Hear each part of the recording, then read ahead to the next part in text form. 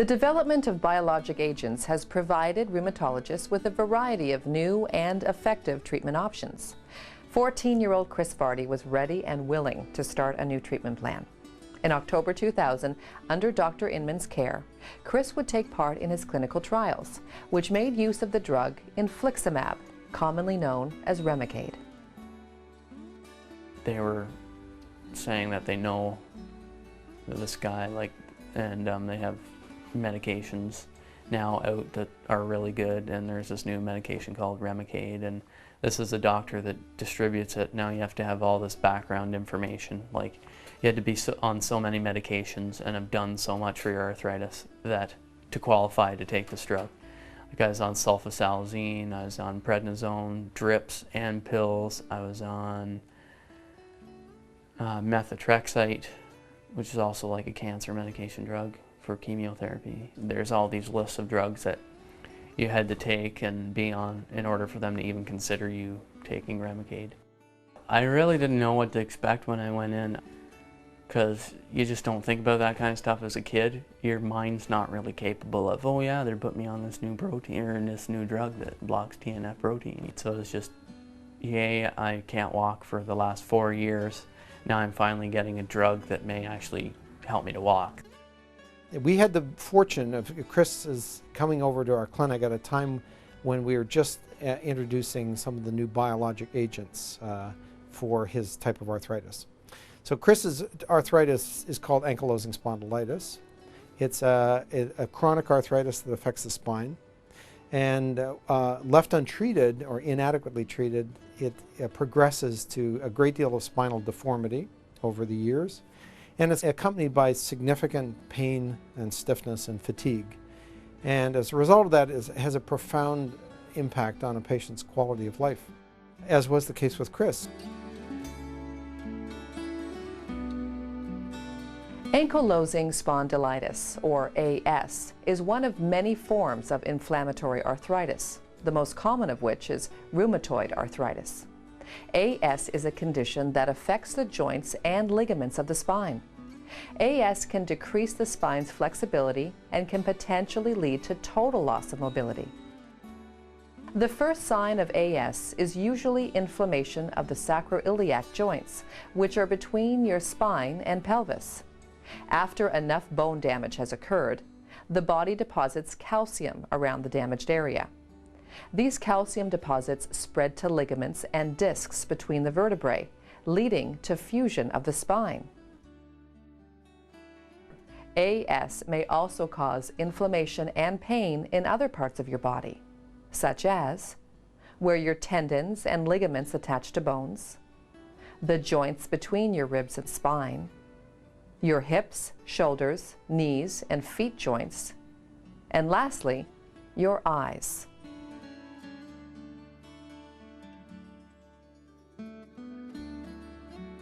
Ankylosing spondylitis is a particular challenge for us because the patients we see in our clinic have often 6 to 7 years of symptoms before the diagnoses are made. So this is really a challenge, and Chris illustrates the point. For a long time after his arthritis began in his ankles and his knees, he was told it was a sports injury, and he just needed to take time off his hockey and off his soccer. And this went on for a long time until finally he came to the attention of the rheumatologist and the correct diagnosis was made. So there's a significant delay in diagnosis in a number of our patients, which is particularly a challenge now that we have effective treatment for it. So Chris entered in one of our first studies looking at the biologic agents in this disease. And in fact, the Toronto Western was one of the first sites to actually examine the role of the biologic agents in ankylosing spondylitis. And we at that point and subsequently have been very impressed with the potential for controlling this type of arthritis with these agents. So it's taught us a lot about this arthritis, what drives it and drives the inflammation. At that time, we'd been doing studies in my own lab looking at the role of one particular factor called tumor necrosis factor. And we'd been looking at the role of how important it is in generating inflammation inside a joint. And about that time, these biologic agents that block tumor necrosis factor were becoming available. So it was a nice example of what we sometimes call bench to bedside research, where the studies that were going on in the lab in many ways had set the stage for trying some of the new agents coming on the market. So I was just getting really excited that, you know, this drug might be it. I was on it for a trial. It was to see how it worked with the patients, and I knew I was one of the first patients to try it when I went there. About every 8 weeks, the patient receives an intravenous injection. And it's been our experience with this drug called infliximab in ankylosing spondylitis that it is effective and often works very quickly. Typically, a patient with spondylitis will go to bed, and at 3 or 4 in the morning, the pain begins in their back, excruciating back pain.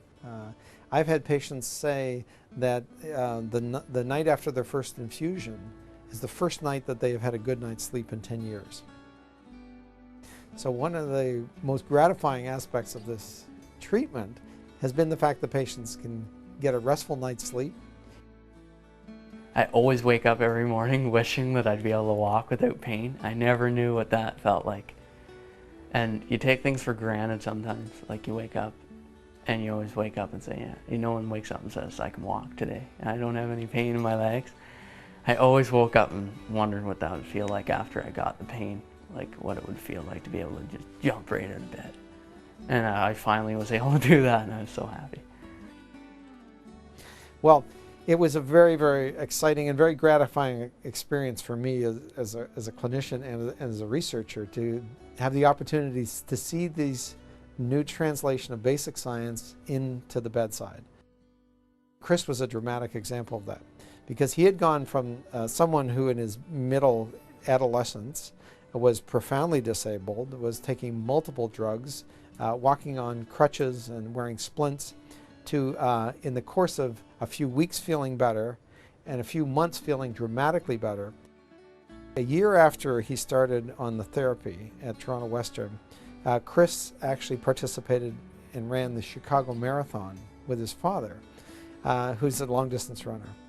I have a picture of Chris in my office because it's really a very dramatic example of how we can make a big difference in people's lives that otherwise would be facing years and a lifetime of pain and stiffness and disability. Making a difference in people's lives is also what Dr. Eleanor Fish is trying to do with her research. By examining tissues from affected joints and blood from arthritis sufferers, Dr. Fish and her collaborators are making unprecedented advances in arthritis research. My interest is in the context of trying to understand the mechanism of the disease. What are the triggers that cause the disease? What predisposes one individual compared to another to that disease? Can you predict prognosis? Why is it that somebody gets arthritis and somebody doesn't? So what we know is that there's very likely a genetic component that predisposes some individuals to getting autoimmune diseases. So for every single patient, what we do is we take a sample. It can even be a hair sample.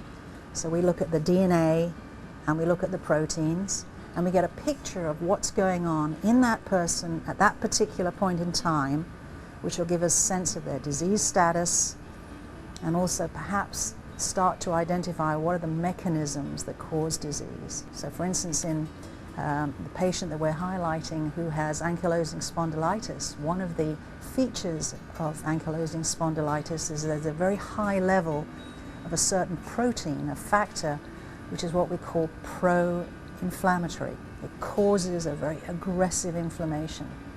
And we know that in his case, giving him a drug which knocked down that factor improved his outcome. So what we're doing is asking what pro-inflammatory factors are present, what might be driving the disease, how can we suppress them?